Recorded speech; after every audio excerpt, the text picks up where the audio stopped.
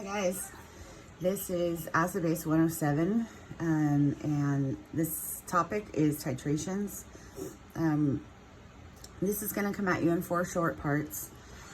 I know you're super excited for 4 sets of notes. I'll try to blow through this first one pretty quickly. And Emmett, can you turn that down? Thank you. Okay, so your homework is the acid base 6 worksheets posted on Canvas. And I just wrote down some initial thoughts here, and I'm just going to go through them fairly slowly. We know from our titration labs that a titration looks like this, right? You have a burette and an Erlenmeyer. And so we add one substance of known concentration that comes from the burette to another of unknown concentration that's in the flask. When the moles of acid added are equal to the moles of base that are present, that's called the equivalence point. And at the equivalence point, we can use this equation. Molarity of the acid times the volume of the acid is equal to the molarity of the base times the volume of the base. And so you can solve for any one of those 4 depending on who's the unknown down here. And in class, so far we have solved for unknown molarity of the acid and unknown molarity of the base.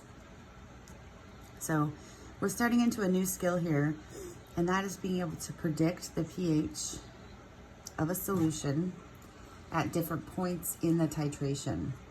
So as we add this substance to here, we're going to practice predicting the pH of this solution at different points in the titration.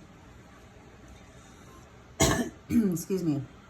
So the 4 points at which you would see questions being asked about the pH are the initial, so that's before anything is put in here. What's the initial pH? And then before the equivalence point, that's when a little bit of this has been added, but you're not to the equivalence point yet. pH at the equivalence point, and then the pH beyond the equivalence point. Okay, so what you want to remember is that pH depends on what is left over in the solution in the flask after the neutralization has occurred.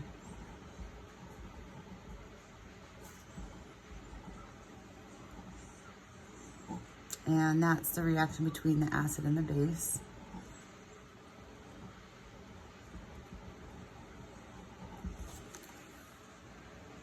So for instance, if we have a strong acid, strong base titration, like what we did for one of our labs, I can't even remember what we called that, baby titration, I think. The reaction that would take place,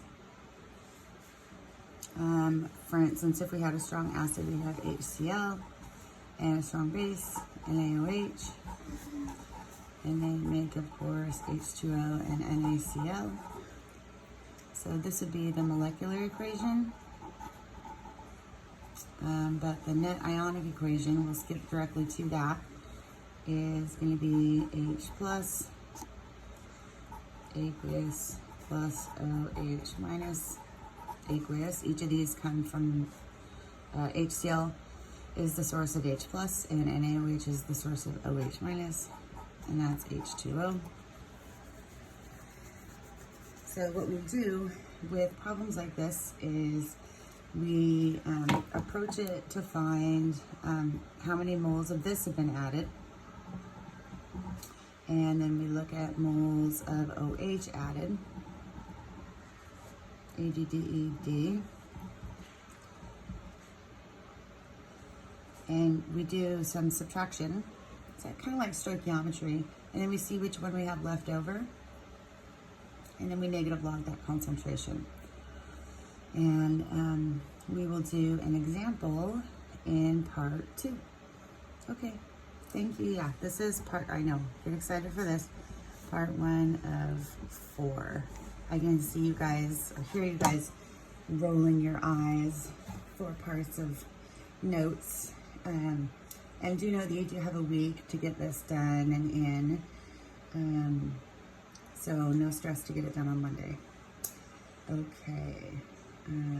Thank you, and I'll be back with part 2. All right, bye.